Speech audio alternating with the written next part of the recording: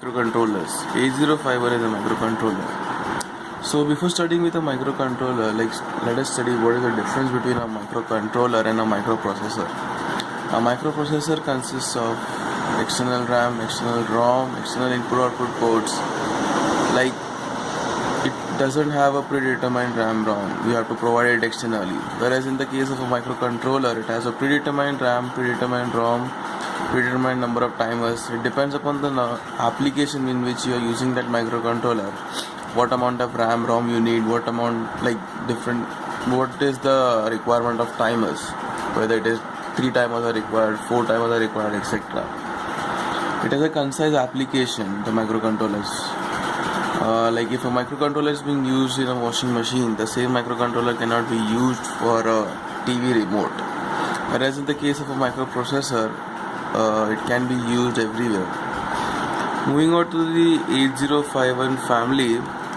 Moreover, yes, the cost of microprocessor is much more greater than the microcontrollers because you have to assemble it externally, as well as the area which a microprocessor consumes is also great because all RAM, ROM, you have external space which is being required by those things.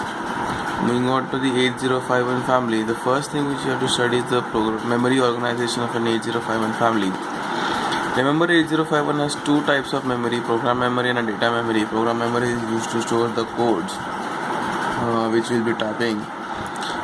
This program memory can be split up as 4 kilobytes of internal memory, 60 kilobytes of external memory, or the internal memory can be combined with external, and the total comes up to 64 kilobytes of external memory. What is the use, what is the difference in this, we will come to know as we do the programs. Next is the data memory.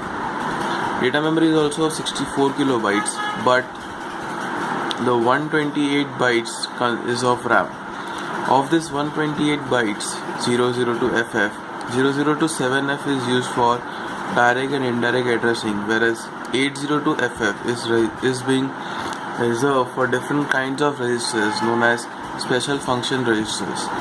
These special function registers are different registers such as accumulator, SCON, TCON, etc.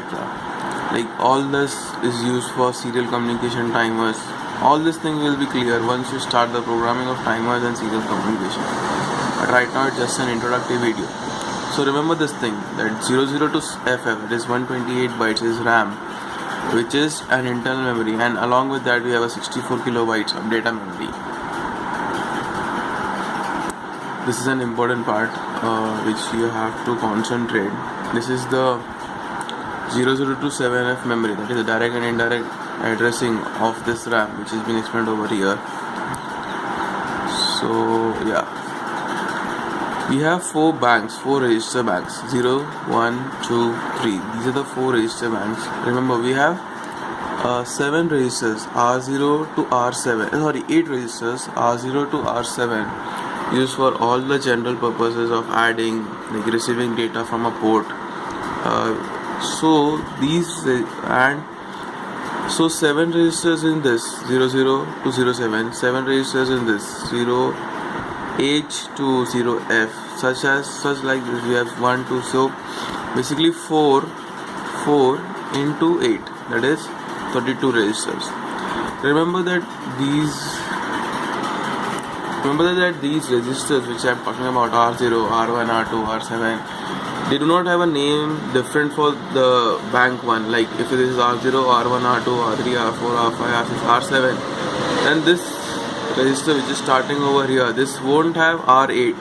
This will again be R0 because we have only 8 names, and this register bank will change. If this is the 0 bank which is indicated over here, it will have R0 to R7.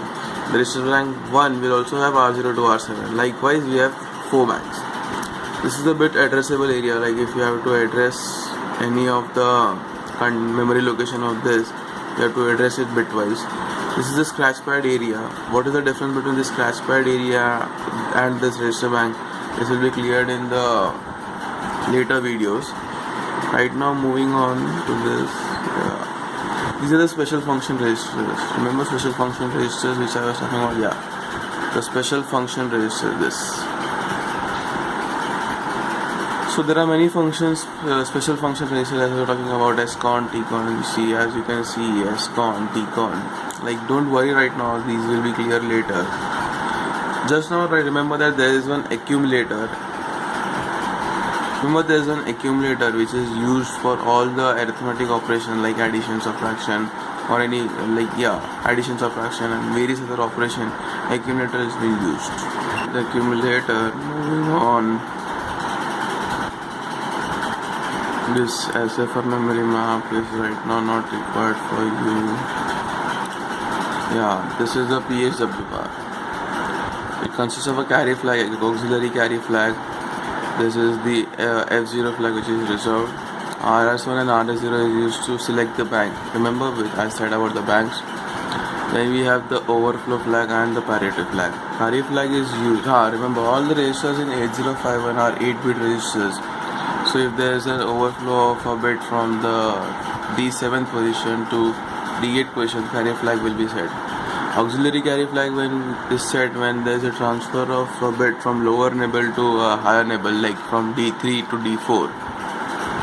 RS1 and RS0 is used to select the bank, as you can see over here. 00 will select register bank 0, address 00H to 07H, 01 will be 1, and so on. Parity flag is an odd parity flag, like if the number of ones in the accumulator is odd, then this parity flag will be set, whereas if it is even, then this parity flag will be set to 0. Well, that's it, I guess, for the introductory video. Next we'll be starting with the programming in Keil. All these interrupts, timers will be covered in the programming. So thank you.